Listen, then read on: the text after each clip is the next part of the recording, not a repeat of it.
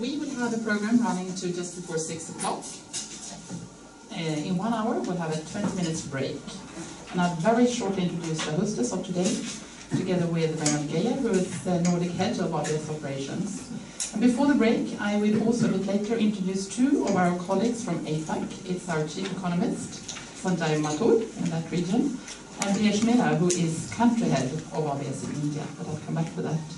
And by that, I'll hand over to you, Mrs. Ambassador. Thank you. Yeah. It gives Gareth and me great pleasure to welcome you to India House. For those of you who may have been here before, they will pardon my repeating it, but it's the shortest and the cheapest way of coming to India, because under the diplomatic convention, you're actually in India, because this is bought by the Indian government in a very wise property investment decision several years ago.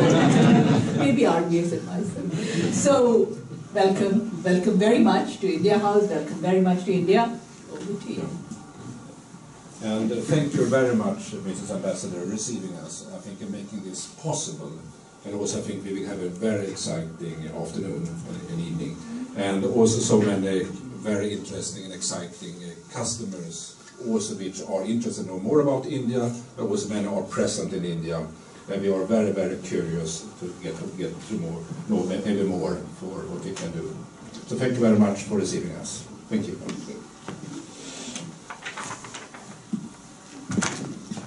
Now you see me in my role as a speaker. India is ever changing.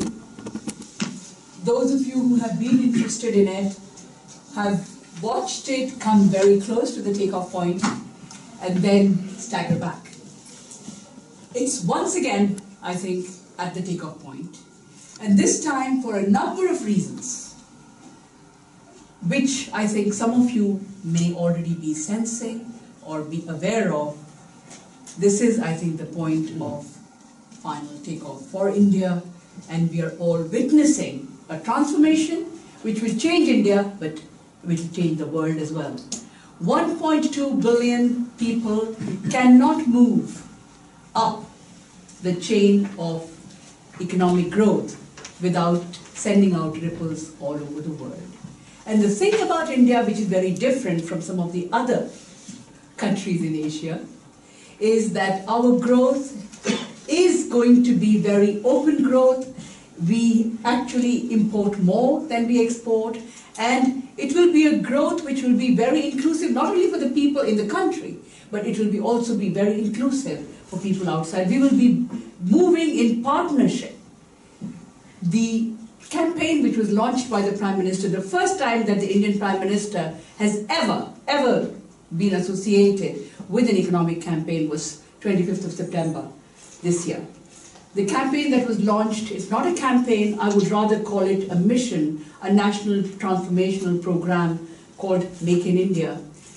Make in India just by itself, I think, does not give the significance, because why should you make in India? I mean, why not make in Sweden? But it's Make in India because you will grow with India. And why will you go there? Why will you go to Make with India? Because there are so many problems there. I know it myself. Even now, I have to tell you, without giving further details, I've spent about 10 telephone hours trying to sort out the problems of a company which is trying to open an office. But we are, I think, I have said this before as a diplomat, I will not lie to you, and what I have said has not been true, but this time I know it is true. We are going from red tape to red carpet. The reasons why you should be making in India, it's very clear, the combination of democracy. Why democracy? Because that means that nobody controls the process. If the power is unleashed, everybody benefits. Democracy, demography, 50% of the population under 35 years of age, and demand. People in India are ready to buy anything across a whole range of segments, from the most expensive to the more affordable. India is the market you cannot miss out on, and this is what I think people are realizing. Cisco has just announced, just this morning or yesterday, $1.7 million US to be invested this year. Business Week of 6 November, I was looking for something more more up to date, but I couldn't find it, but I'm sure there would be something. I was myself astounded by the difference which is still there in the manufacturing costs between China and India. I was really surprised. And this is not, you're not talking about unskilled labor. You're talking about a country which has sent a mission to the Mars, the only country which has sent its first ever mission successfully to the Mars.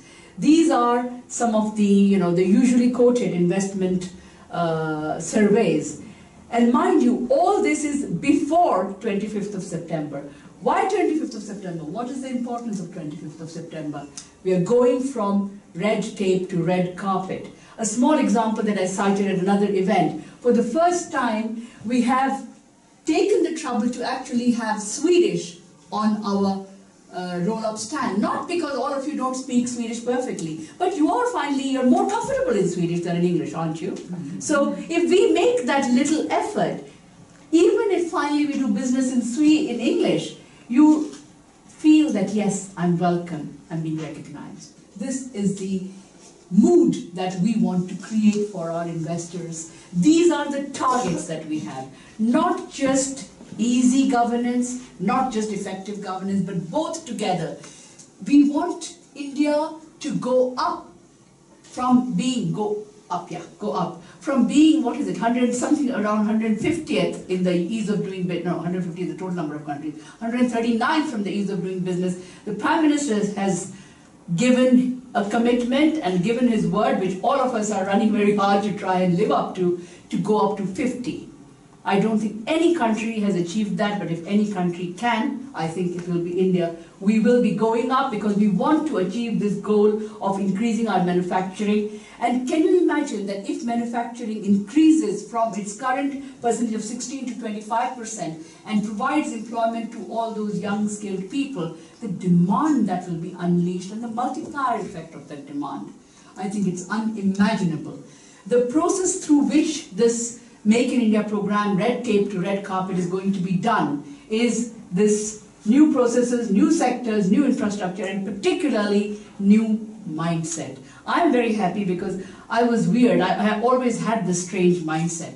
So for once, I'm really feeling happy because this is the mindset that it suits me, and I think it suits many of my younger colleagues around the world. Some measures which have been taken within the 2 weeks, I'm rushing through it because I want to show you a short film as well, and I don't want to be accused of overrunning my time, but there are little brochures which will give you these. So these were some of the measures which were taken within the first 2 weeks.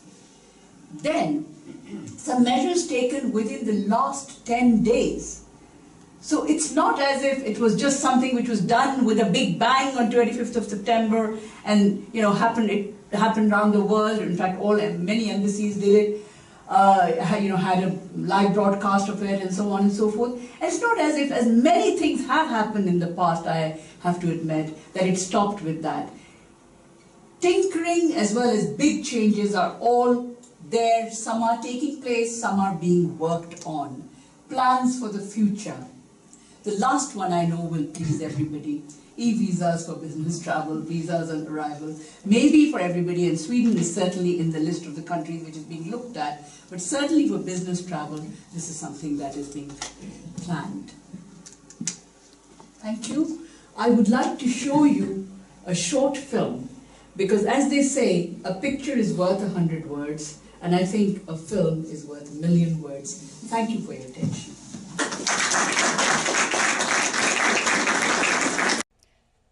We have gathered here today to set in motion the process of translating into action of our Prime Minister's vision of Make in India. For us, Make in India is not a slogan. It is a mission to be accomplished with single-minded commitment. It is about new processes, new sectors to be opened up vigorously, new infrastructure through corridors across the country, new industrial clusters and smart cities, and a new mindset where all work as facilitator and catalyst. India has long been identified, unfortunately, with red tapeism, Inspector Raj, and cumbersome rules and regulations that hindered smooth transaction of business. We are fully conscious of these perceptions. We want to chart out a new course, a new path, wherein business entities are extended the proverbial red carpet. Today's event is being held after we have taken a series of measures on ease of doing business. This is only a beginning, friends. We are fully committed to de-licensing, deregulation, and radical changes as we go along. We have an open mind. We are fully committed to taking India on a high growth trajectory, and we want to make India a global manufacturing destination. We believe that there is a huge untapped potential in the manufacturing sector in India. मैं कोई बड़ा अर्थशास्त्री नहीं हूँ, लेकिन जो देश या जो उद्योगकार या जो व्यापारी भारत को बहुत बड़ा बाजार मानता है, उसने कभी ये सोचा है कि उस बाजार में परचेजिंग पावर है क्या? उस नागरिक का परचेजिंग पावर है क्या? उसकी खरीद शक्ति बढ़ी है क्या? अगर वो संख्या में ज्यादा होगा लेकिन परचेजिंग पावर नहीं होगा और उसके जेब में दम नहीं होगा, तो दुनिया इतने बड़े अवसर को खो देगा। और इसलिए विश्व के उद्योग व्यापार जगत को मैं इस बात कहना चाहता हूं कि आप भारत को सिर्फ बाजार मत मानिए,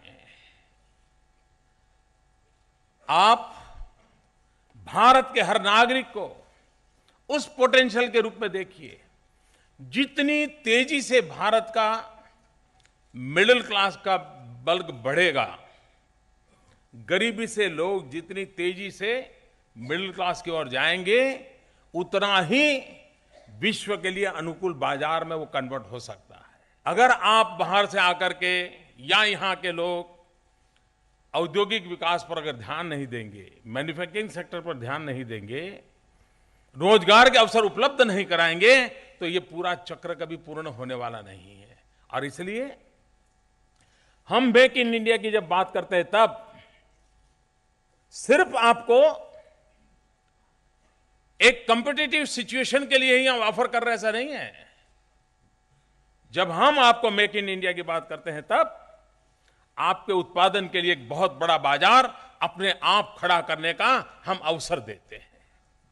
और आखिरकार मैन्युफैक्चरर को कॉस्ट इफेक्टिव मैन्युफैक्चर की जितनी आवश्यकता है, उतनी ही उसको हैंडसम बायर की भी जरूरत होती है, तभी तो उसकी गाड़ी चलती है। यहां मारुति कार कितनी ही क्यों न बने, लेकिन खरीदार नहीं होगा तो। जब मेक इन इंडिया की मैं बात करता हूं, तब आखिरकार मेरा मुख्यमंत्री के कार्यकाल का अनुभव है, व्यापारी या उद्योगकार कोई बहुत बड़ी इंसेंटिव स्कीम से नहीं आते हैं जी। आप ये कह दो ये मिल जाएगा, वो मिल जाएगा, ये टैक्स फ्री करेंगे, वो टैक्स फ्री करेंगे, इंसेंटिव से काम होता नहीं है। हमने डेवलपमेंट और ग्रोथ ओरिएंटेड एनवायरनमेंट क्रिएट करना होता है, और ये जिम्मा सरकार का है। शासन में बैठे हुए लोगों ने, फाइनेंशियल इंस्टीट्यूशंस ने इन सारी व्यवस्थाओं की तरफ ध्यान केंद्रित करना होता है, और तब जाकर के इन्वेस्टर्स के लिए एक सिक्योरिटी का एहसास बनता है। इन्वेस्टर पहले अपने इन्वेस्टमेंट की सिक्योरिटी चाहता है, बाद में ग्रोथ चाहता है, और फिर प्रॉफिट चाहता है। वो पहले ही दिन प्रॉफिट नहीं खोजता है, उसको प्रॉफिट के लिए और 50 जगह पे बहुत कंपनियां पड़ी है उसके पास, उसको ये चाहिए। सरकार का प्रयास है, हमने एक के बाद एक जो कदम उठाए हैं, हम विश्वास दिलाना चाहते हैं कि आपका रुपया डूब नहीं जाएगा।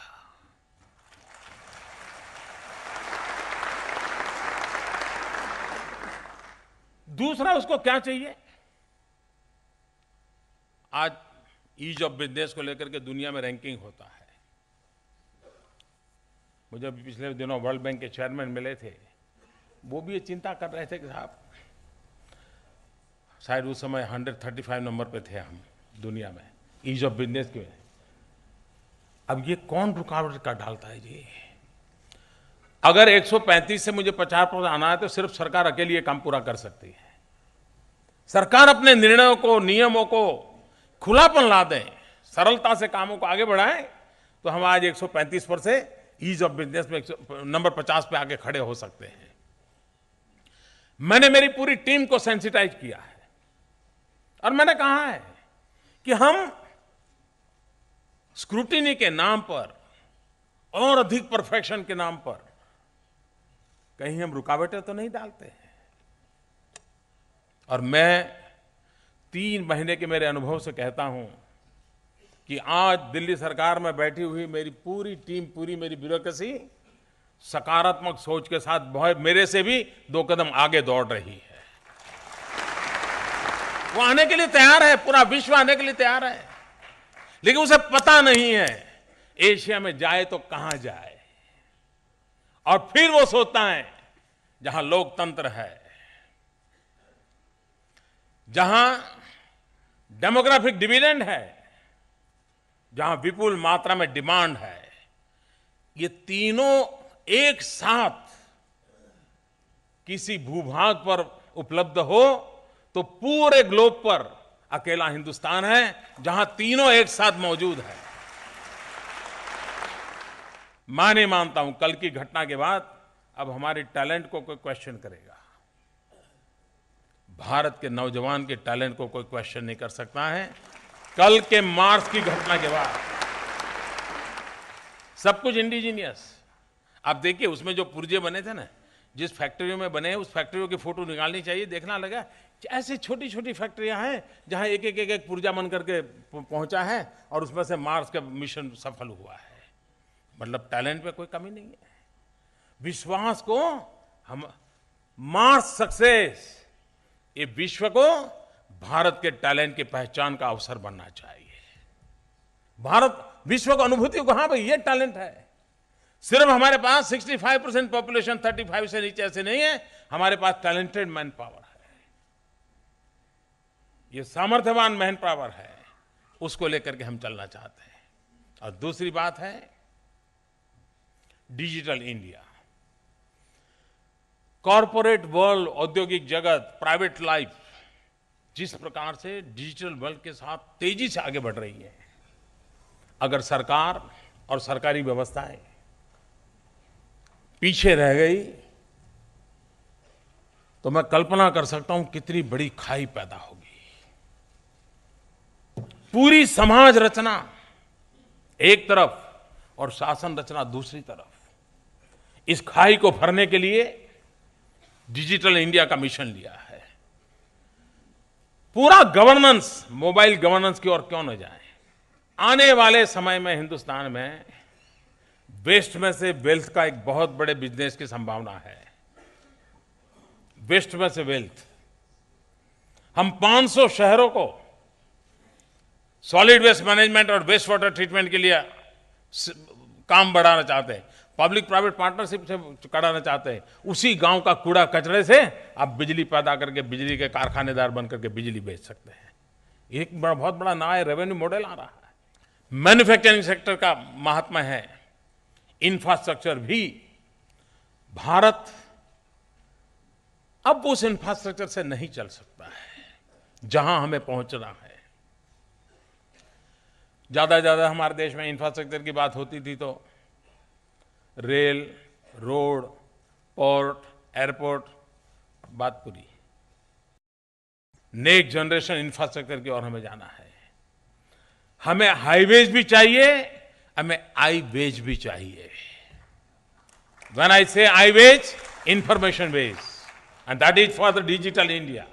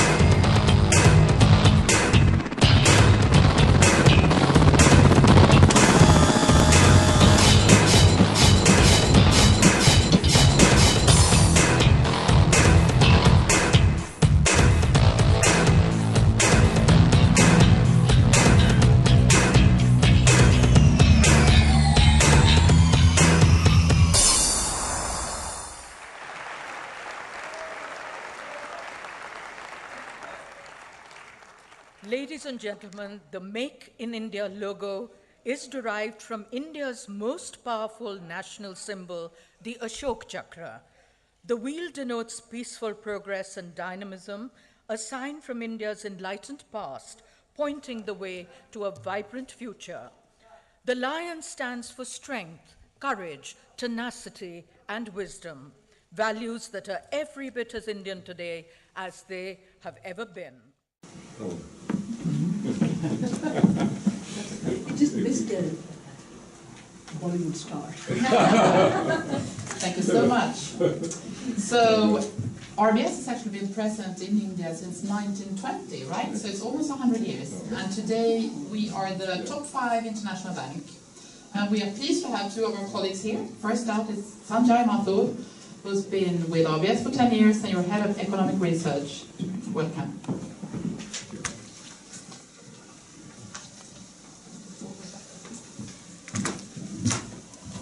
Good afternoon, everyone, and on behalf of RBS, let me thank you so much for investing a valuable afternoon with us.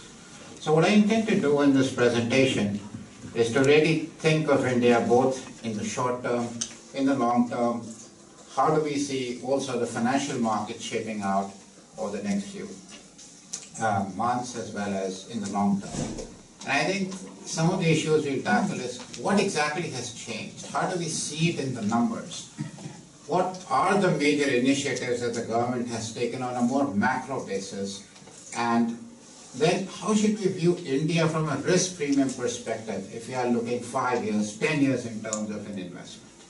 Then I will switch over to something which really relates to the current state of the economy, how the recovery process is shaping out, and what does it really mean for financial markets, and how should we be thinking about the rupee, about interest rates, etc. Now, before I go on to the next slide, at various times you will find that, or you will feel that I'm being overly optimistic. I assure you that as an economist, it is my religion to be pessimistic. I change my view only when I think there is a compelling case, and I do believe we are in it. So what has changed? And I want to show you in pictures first. The first and foremost change that we see is that the degree of uncertainty in policy making has come down. And what you see in the first of the 2 charts is a compilation of policy uncertainty. It's created, it's amalgamated into an index, and this is not produced by us, this is produced by the US Fed. And you can see there's a distinct downtrend when you compare with the situation in 2012 or 2013. And what it has specifically done is that you can see that there is a sudden change in confidence levels, whether it's how corporates are feeling, how consumers are feeling, there is a distinct change that we see. So that takes me to the next point. What exactly is it that the government has done? In the movie, or in the film, you saw that there were several micro initiatives that were announced. But if I were to classify them and look at it in sort of broad categories, the first is that there is a distinct thrust on infrastructure investment. There is a move towards fiscal discipline, and within that, it is also related to this is the ease of doing business. I'm sure that many of you are still spooked by what had happened with the Vodafone issue, but these issues relating to taxation are important not just from a fiscal perspective, but also from a longer term investment perspective and how foreign investors feel about India. Inflation management, the issue of fiscal discipline. Each of these issues are important from a standpoint of stability, from the standpoint of the Indian consumer and investment. So if you look at some of the major initiatives on the infrastructure front, the announcement from the government is that they're targeting 8,500 kilometers of roads this year. If you work it out on a daily basis, it's something like 24 kilometers every day. It's an approximation, my maths is not perfect. But if you go back 3 years, we had gone down to 3 kilometers a day. And it is not something that cannot be achieved. We have achieved 15 kilometers during the BJP's previous sort of tenure at the government. In terms of smart cities, now we've spoken a lot and we saw a lot that was said about smart cities. It is not something that is a luxury that we're thinking about smart cities. the reality is that the pace of urbanization in India will be such that it will equate to the creation of a new Chicago city each year. This cannot be ignored. So this is a very important change. And for the first time you see a government that is actually embracing the idea of urbanization. So that is a change. Likewise, there are significant problems in the coal sector, for example. That is impeding the development of the energy sector.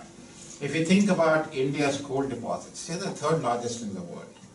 It has been shameful that because we could not figure out a proper mechanism to allocate coal mines, India has had to import coal from Australia and Indonesia. So these are changes. On taxation, I think a very important change is that the government has promised that it will use retroactive taxation only in very extreme cases. There will also be great improvement in the way transfer pricing between MNCs and the subsidies is done. The next point is inflation management. And inflation management, and we've seen India has had probably the most aggressive inflation of all emerging markets over the last 2 years. There is distinct progress. And when it comes to inflation in India, we need to think, this is not exactly a business cycle, monetary policy perspective. India is a capital infrastructure scarce country. No matter which way you look at it, be it food, be it roads, be it electricity, there is a shortage. Therefore, anytime you see a growth in the economy that heats up, and there is no investment in these areas, you will see inflation flaring up. So there has to be a concerted effort, and more so in the areas of energy, in the areas of food. And the government has taken micro measures, as you see over here, and food prices have visibly come down, and so has inflation. And then is the issue of fiscal discipline. It does threaten macroeconomic stability. The government has said categorically and accepted what was proposed, that the deficit would be brought down to 0.5% each year until we get a terminal rate of 3%. And then there are areas about strengthening the financial sector, etc. These changes are very important, and I will tell you how we will see potential growth evolving in India, what does it mean for the consumer market, but before that, what more can we expect? Land acquisition. One of the most complex issues that has been cited by foreign investors, and one of the reasons why India ranks 142 out of 185 countries, is the cumbersome process around land acquisition. Today, as it stands, it takes 4 years to convert agricultural land for commercial or industrial purposes. And that is if there is no legal problem. Now, the idea is that we need to streamline this process and do it in a transparent manner to sort of reduce some of the unnecessary hurdles. So this is something to watch for. Ditto for labor market reform. If you employ more than 100 people and you're in the manufacturing sector, it's impossible, virtually impossible to retrench. As a consequence, 2 things have happened in India. One, employment generation has been very weak because companies do not want to take on, to add to the labor force. And secondly, we've moved towards a very capital intensive production sector. Neither of these are desirable in India. So there's going to be change. On the fiscal side, one of the important changes that we are expecting next year is the introduction of a goods and services tax. Not only is it important to raise tax revenues, but if you think of India today, and you look at all the states, it's not really a national market. It is a cluster of individual countries, each of whom have their own tax rates. By having one single goods and services tax, we will move towards creating a national market. The time and effort that we use in logistics, the tax arbitrage of locating a production plant in one state and a market is in the other, all these areas should be resolved with this. And lastly, agriculture. One of the problems, as I said, is food inflation. And the problem is that the distance between the farmer and the consumer is abnormally large. There are so many middlemen in it. And one of the objectives of the government is to remove these middlemen, revamp the Agricultural Marketing Act, so that the farmer benefits and understands what the price signals are coming, as is the case from changes in prices, as you see in most developed economies. And secondly, to make sure that the consumer knows what he's getting and what the actual production cost is. So these are going to be important changes that we hope to see. And that I want to show one more time in pictures. If you really think of India where it is today, a lot of the issues are compounded. Infrastructure. India is barely above that of the Philippines and Indonesia in terms of quantity, in terms of quality, ease of doing business. Likewise, the stunted growth of the manufacturing sector, 13% of GDP, is an unusually low number.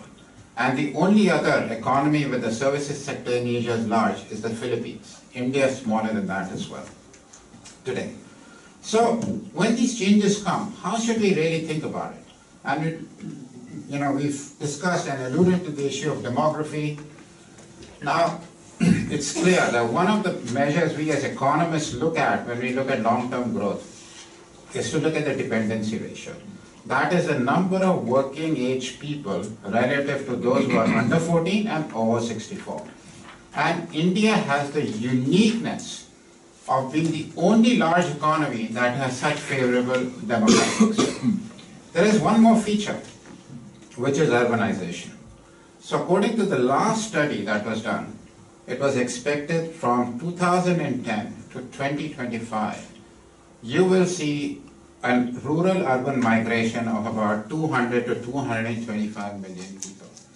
That makes it the second largest urbanization process in history after that of China. What it also means is that we will have something like 18 million people move every year, and that equates to the creation of a Chicago every year. Hence the imperative for urbanization and smart cities. Like I said, that is not a luxury, it's become an imperative. And based on that, and here I'm going to throw some numbers, but as economists are very good at, but in a typical growth accounting matrix, we look at a few things. Where is the level of capital in the economy? What is the projected growth in the labor force? We assume that given that we are a fraction of the US economy, our productivity will continue to increase, as will the quality of the labor force. And based on that, we came up with a number that gives you 7.5% growth long term. India has actually done better than that in the period prior to the global financial crisis. But that said, I'm a little hesitant to say that now, because if global growth is going to be so subdued, it will be difficult for India to be able to grow at 8 to 9%. But what does it really mean for you, this growth? And it obviously means that India's infrastructure requirements will be huge. There are great opportunities there. But I also want to show you something that how you can expect the Indian consumer to change. And one of the things we did was we looked at what happens to countries when they hit the $4,000 per capita mark in PPP terms, and something that we believe will happen in India by 2020. And then we looked at Thailand, how do households spend their money? And some of the things that come out are very interesting. What you spend on packaged foods changes. What you spend on beverages changes. How you own a vehicle, the vehicle ownership changes. The amount you spend on recreation changes. On household goods, clothing, etc., it increases. So these are the changes. I'm not saying that India's consumption will be stronger than 8%, but you will see a significant change in its composition. One more thing that we did was to look at the size of the middle class. And there are a number of studies that are done by consulting firms, etc. In reality, it's very hard to pinpoint the number of people in a middle class. So, but what we did was, if India is going to grow at this rate, how do we see the existing set of people changing? What we define as a middle class, as is defined by the World Bank today, is anyone who consumes, a person who consumes between $2 to $4 per day. And we saw that there will be a radical increase in this number. that is going to be significant. It doesn't sound as if, we are not talking of a middle class as we see in the US. For example, in the US, if you're below $13 a day, you are a part of the poverty line. You're below the poverty line. But that said, for an emerging market, this will be a very significant change. So that's the kind of dimensions we are looking at. Now, let me turn to something more sobering, which is the current state of the economy. And what we notice is that across the board, we are seeing that the economy has bottomed out, but the recovery has been very sluggish. This is how the household sector is shaping up. Auto sales, passenger air traffic, lending to households. It's increased in a few segments, but it's been a very sluggish recovery. And I'll come to the reasons why that is the case. Likewise, we've seen a bit of a revival in industrial activity, but the numbers have been all over the place. And when one looks at the last industrial growth, 2.5% or 3.4% as was shown in the film, I actually believe it's quite a dismal number for the Indian economy. We shouldn't be proud of that number at all. All we can say is the economy is improving, but at a very sluggish pace. Likewise, you can look at how cement sales are going, etc. The one positive change is at least corporates are now expressing interest for investment. So investment intentions have gone up. But what I can say is that this recovery is going to be a very slow one. At least for this year, we are looking at growth of 5.5%. Next year, we will move closer to 7%, and thereafter, a 7.5% should fall in place. Two more things that are very important from a treasury perspective. And I will come back to what are the factors that are impeding growth in a moment. But some positive developments is the current account is at a much more manageable level today. It is under 2% of GDP. The next slide, I will quickly show you that we can actually afford a higher current account deficit. The balance of payments in terms of flows has improved significantly. Today, foreign exchange is no longer constrained in India as it was 9 months ago. What we also see is that non-oil imports are starting to pick up, which is a good sign that at least it is reflective of an improvement in the economy. And at this stage, I want to make one point. When we see the trend of falling commodity prices and oil prices, India is actually a very major beneficiary of this. Our calculations suggest that for every $10 per barrel fall in oil prices, India's current account improves by 0.5 percentage point of GDP. And if you look, the Indian crude basket has fallen by roughly 26% since the start of the year. So that has been an excellent change. And very quickly, what is a sustainable current account deficit? A sustainable current account deficit for India is as long as its external liabilities are not increasing. That level is the right level. And based on various growth scenarios, from being a very pessimistic number to a very optimistic number, we came to the conclusion 3% is definitely feasible in the Indian context. With the one caveat, it should not be driven by gold imports. Another very important advancement we've made is in the area of inflation. India, as I said earlier, has had the worst track record for inflation amongst emerging markets. And more recently, it was because of food prices, because of energy prices. We've seen major changes.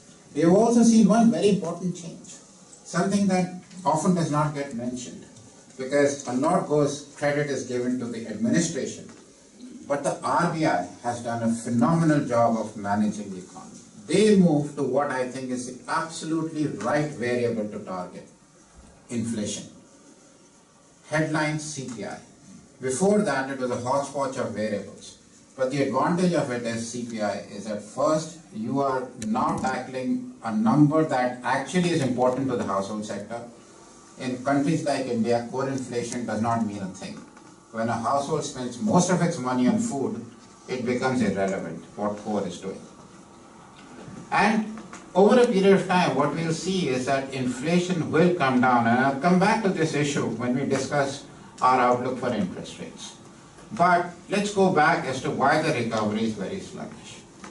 One important problem that we have and one issue that we have in India is that the corporate sector has become very leveraged. Its interest coverage has gone up. Utilization rates, at least as of now, are quite low. And that complicates the process of actually undertaking fresh investments. The fiscal position in terms of where we are vis-a-vis the full year target is quite high. We have already completed 82% of our full year fiscal target. From here on till the end of the year, fiscal policy will remain very tight. And finally, the global economy is not on our side right now. We are in a difficult moment where the recovery in global trade has been extremely sluggish. So these are headwinds, we should recognize them, and that based on that, we think this year, which is the year that ends in March 2015, growth will be 5.5%. Definitely not a number that defines our potential growth rate. Now, let's get back to interest rates over here. So what does the RBI, what does it want? We now have a formal inflation target. So the target for this year is 8%. Next year it's 6%, and thereafter it goes to 4%. Now, until recently, we were very certain 8% is quite an easy number to achieve, and it's also a very high number. Next year we have become much more confident. Barring a flare-up in oil prices, it seems that we will meet next year's target. 4% is obviously more challenging, and let's see how that pans out. 4% is not normal to India, but I do believe that if this global disinflation slash deflationary cycle continues, it will also spill over to India. I don't think India will be an exception as long as food and energy prices remain well behaved. Now, one important change is that will the RBI ever relinquish on these targets? And the answer is no. What it has had is the explicit endorsement from the government that yes, you need to bring down inflation lower. And there is a wide recognition today that India can achieve a much better growth inflation mix. So that leads me to our outlook for interest rates. Our belief is that we will start to see interest rates come off starting from the January to March quarter, 25 basis points then, and then we should probably see another 100 basis points reduction. We do think that the longer term development is, or the forces are for lower interest rates. Fiscal deficit would come off. We will also see a progressive easing of broader supply side constraints, and therefore our outlook is that rates come down with or without Fed tightening. The issue of Fed tightening, not just on India, but on Asia, is a very overhyped and misunderstood issue. As long as the current account deficit is not aggressive, as long as interest rate differentials with the US are good, we don't think that Fed tightening will have a major impact. We are also seeing a situation today that loan to deposit ratios are coming down because loan growth is quite weak.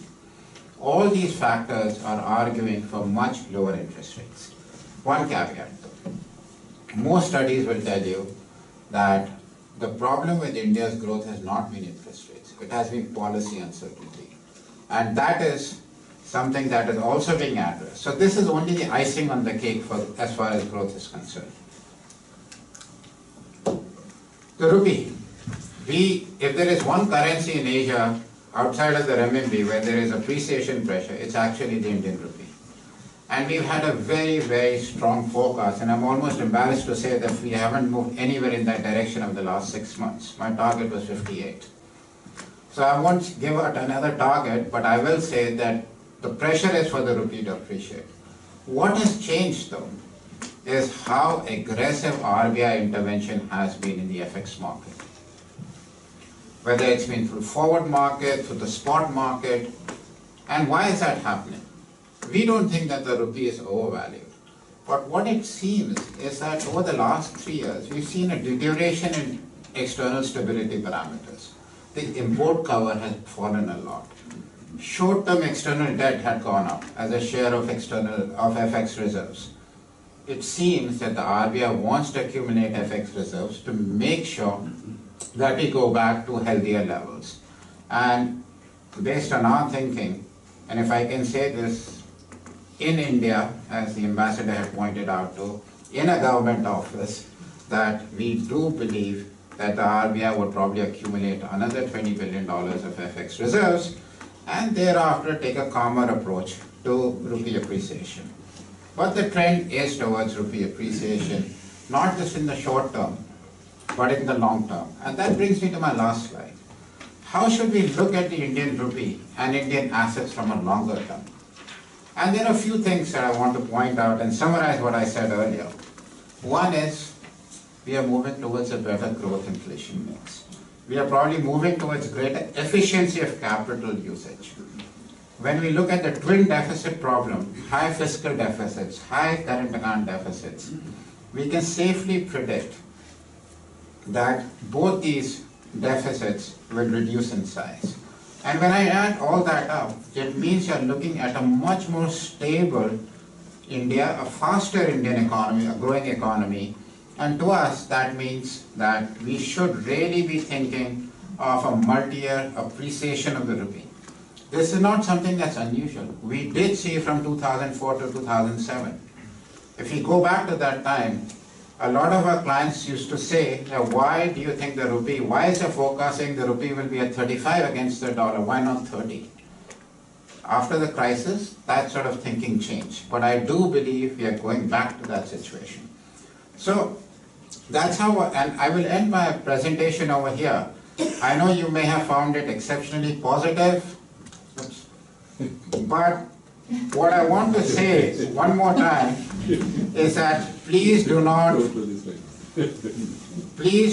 equate the last 5 years to what the next 10 years would be like. So with that, thank you very much.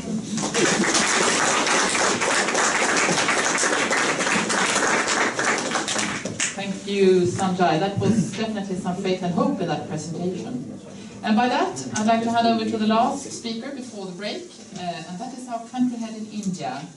So, Brijesh Mehra, you've been with the bank for more than 20 years, and you've been in the region in APAC for almost 30 years. Yes, thank you very much. Your Excellency, friends from Corporate Sweden, colleagues from RBS, ladies and gentlemen. It has to be an Anna conspiracy theory that I make the third speech after an excellent speech by the ambassador and an economist. I'm just wondering what I can say. Having said that, I have a second sentiment, and I need to thank my friend Reinhold for that, that it is for the first time in my 28-year-old banking career that I stand here speaking not only as a professional banker, but also as an Indian with great pride. Never, not for the want of trying, have I worked with the government like this to sell a country that arguably has had lots of promise for many times and then keeps stumbling over its own shoelaces, as they sometimes.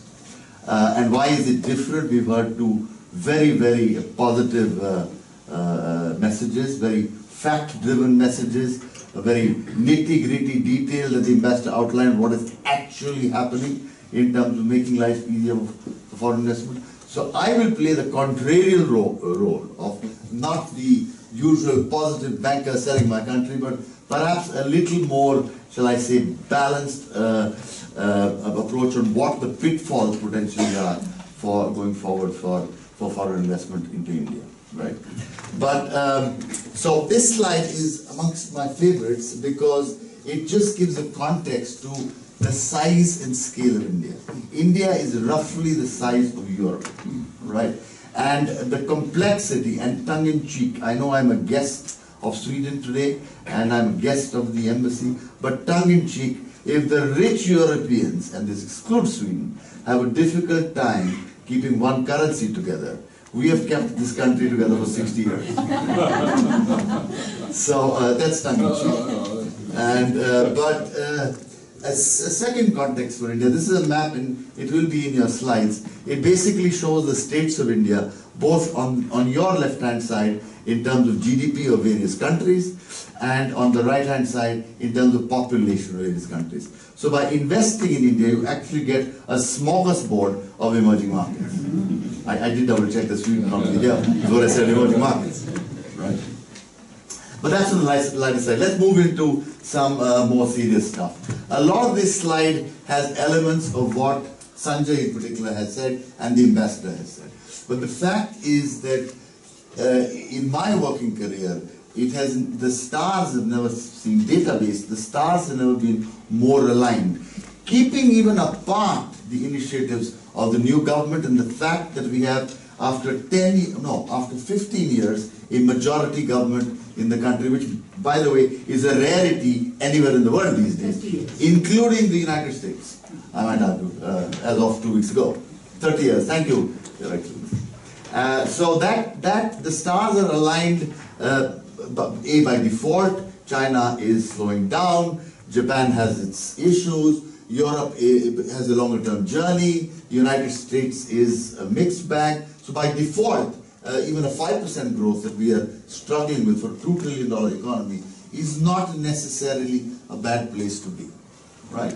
And so both Sanjay and the ambassador talked about the amount of change that is going on. I will make only one point that is in the left bottom of the slide, which is technology. The vast scale at which technology is being used by India is absolutely staggering. So the ambassador talked about e-filing, which will remove this whole scandal around corruption of telephone licenses, coal licenses, and the like. There is the equal to a national population register, which we call the Aadhaar card, which is another initiative that is going on in India, which will again is a financial benefit because the subsidy to the poor goes directly to the bank account as opposed to middlemen. And one of our previous prime ministers said, for every rupee of subsidy I spend, only 20% of that actually goes to the person who is supposed to go with. So that is dramatic change.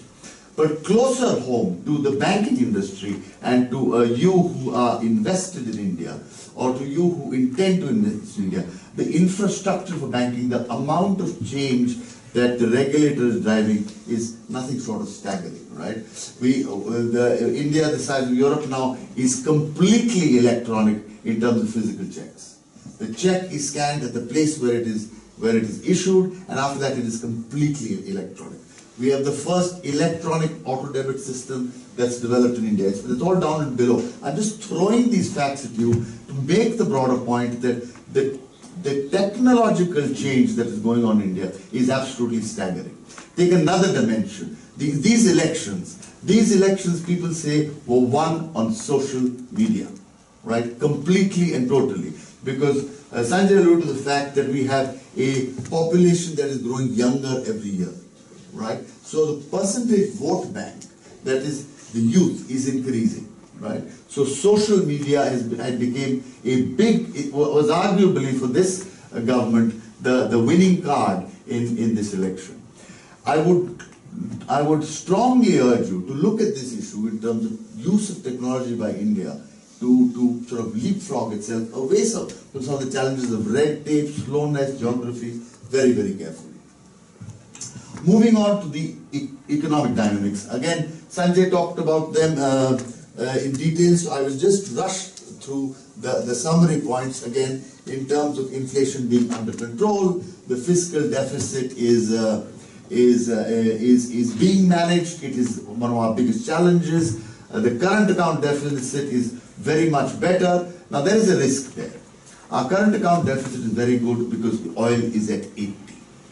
Right? But that is something we cannot control. Standing here today, it does appear with a China slowdown, right, with shale gas in the United States and a couple of other factors, that we are in a long-term new normal for the price of oil in that order of magnitude. However, that is a factor that India cannot control. And we import 2/3 of our oil and gas needs. So that remains a risk factor for us. The comforting factor is the fact that gold, and Sanjay alluded to it in a different manner, we are the largest consumers of gold, because in the poor parts of India, gold is the storage of wealth even government securities, right? And the government has demonstrated in the last 12 months that gold is very, very elastic to customs duties. So the gold volume of imports fell 90% in 6 months because the customs duties were brought up. So that is something we can control in our current account deficit. We can't control the price of oil. Although it looks very benign for the Indian economy today, that remains a factor outside our control. Moving on to the next slide, in terms of, or the next point, what is the immediate outlook for India, right? The immediate outlook from a businessman's perspective is that growth is not going to be the next 2 quarters are going to see us jump to 5 or 6%. No, definitely not. Because when you are going to invest $1 billion, and you people should know, you are not going to do it overnight. We have a very positive sentiment. We have a global environment that's suited to investment in India. We have a majority government, and all that is positive. But people are now going to start dusting out. If you have a $500 million, $1 billion project, you're only now going to pull out the project report again and revalidate it, and then take it to your board. And so that will take time. So we think that the economy, before the actual numbers show up, will probably be 2 or 3 quarters. As Indians, we are a very punishing society to ourselves. When we are doing well, we are gods. When we even trip a little bit, we are punished very, very hard. And that is one of the fears I personally have as an Indian, that we ourselves, if we don't see results in 2 quarters, we will become self-punishing. But I think the financial community in India, the investing community in India around the world, perhaps sees through this and has a more mature view of things. More positive changes in terms of rating agency, Sanjay talked about. There are many more positives on the anvil. I mean, there was a whole litany, and there is in the brochure, of changes that the government has made in terms of doing business. There are many, many more coming down the road that I can assure you in terms of what the government is going to do. Again, because we had such a collection of rules and laws and red tape, you have to fight them at the root, and it will be nitty-gritty at every level, right? So it will actually be the overall experience actually that will change the perception, and that's what I think the government is doing. It's not doing any big bang announcements in terms of suddenly we are open. It is doing it at the root, so it will take time, and the experience only, the best thing is a good experience of a foreign investor or a domestic investor when passing it around word of mouth. So these are some of the changes. I will stress one point that has been very topical, which has actually damaged our reputation as a good place to do business, is the whole tax arena, right? And licensing arena. I think the government is being very mature. They are not taking any knee-jerk reactions in terms of reversing what the last government did, because that would be even worse for our reputation, right? That you get a license with one government, you take it away with the other government. That is not good. I think the government has been very mature.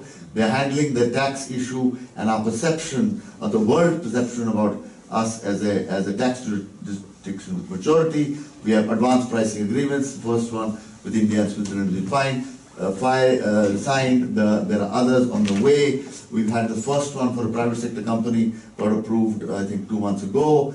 There's a new set of rules for financial investors called GAR, which is generally accepted accounting rules, for their investment and create a tax predictability. Because I think that is one issue which may have not affected you, your business directly, that has really damaged us or our reputation as a foreign and direct investment destination. So that's the immediate scenario. What is the more medium-term outlook? Because most of people in the audience are not short-term financial portfolio investors, I understand, but are more longer-term investors. You want long-term stability. And I'll come back to the point, one of the 3 points that the ambassador made, which is the point about demographic dividend. I mean, I'm the third speaker saying this in half an hour, but cannot repeat it. Our population is growing younger. I thought we had 10 million, Sanjay said 18 million. We have that order of magnitude of people entering the workforce every year, right? That is an advantage and a huge challenge.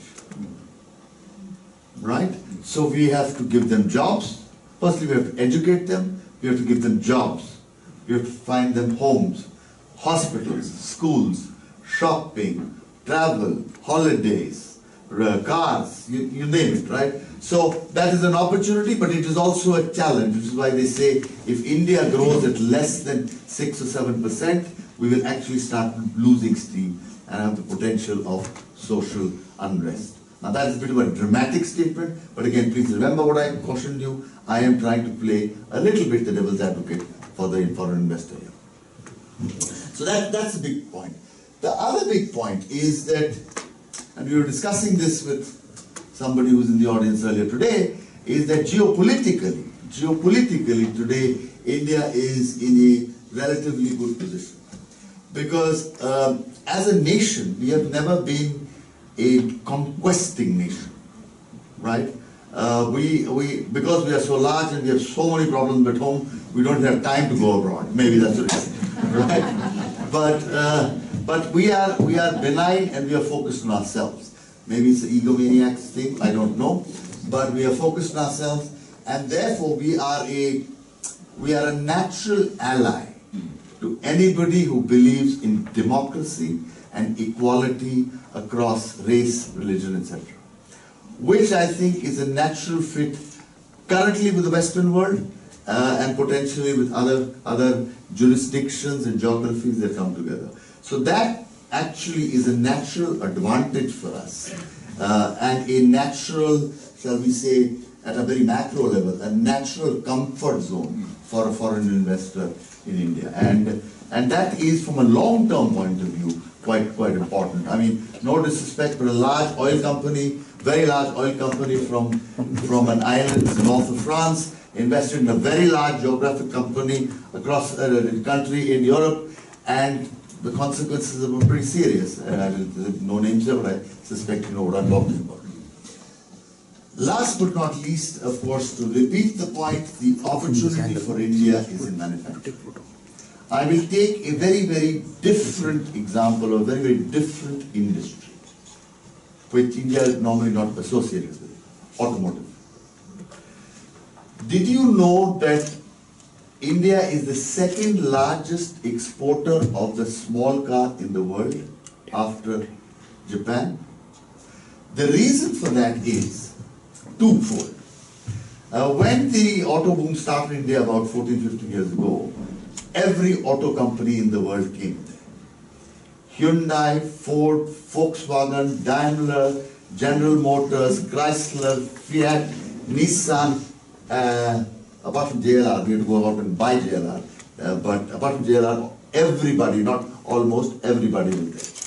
There were two strategies followed. One was, this is a new market, it's going to take time, so let's invest incrementally and let's bring our product. The other was whole hog. Let's take $1 billion bet on India, right? And only one company did that, that was Hyundai. All the other companies played the niche game, right?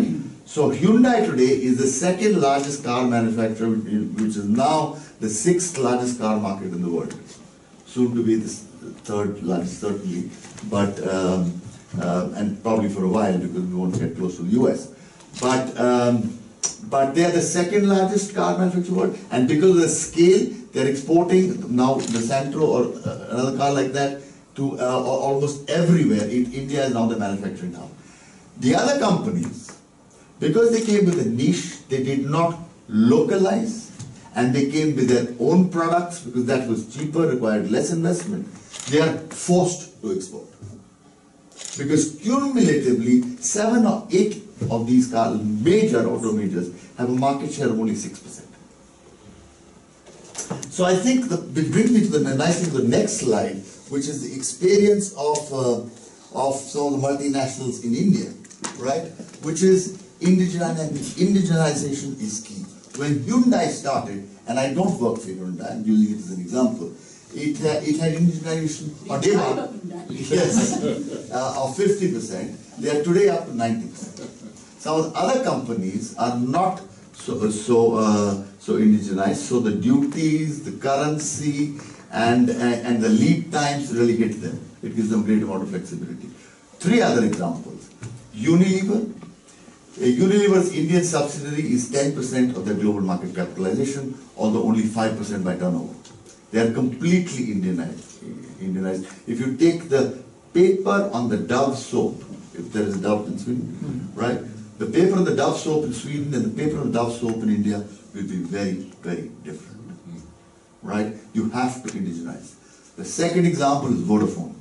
Vodafone is going through a difficult tax discussion with India. Despite that, India last quarter became their largest market in the world. This is Vodafone, ladies and gentlemen, their largest market in the world and their fastest growing. That is unusual.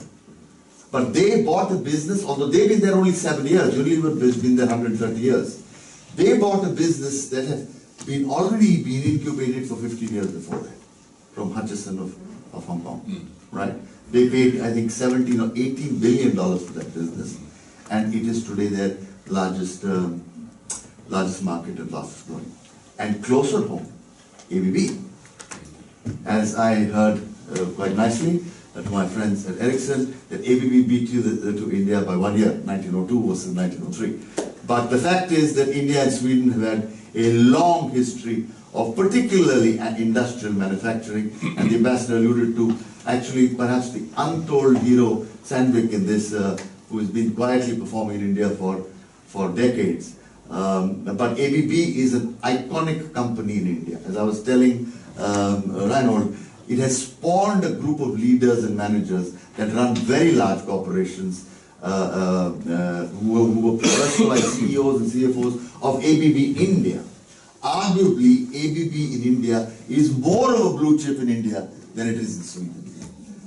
It didn't take them 160 years to get there because they were already there perhaps 30, 40, 50 years ago, but it is a long journey. But if you take, I think these 3 examples, there are tons of examples of companies that have stayed the course and reaped the benefits of India in the long term. Please do not come with the impression that this is how we do it in Connecticut, and I will take no names, but there are many companies in Connecticut who came and said, this is how we do it in Connecticut, and this is how we're going to do it in India. They had a short and difficult time in the country. Because the second point, understanding the price point and the value equation is critical. Please remember, we are still a poor country. So this middle class, somebody asked me earlier today, is the middle class 10 million, 20 million or 300 million? And Sanjay answers perhaps correct, nobody really knows.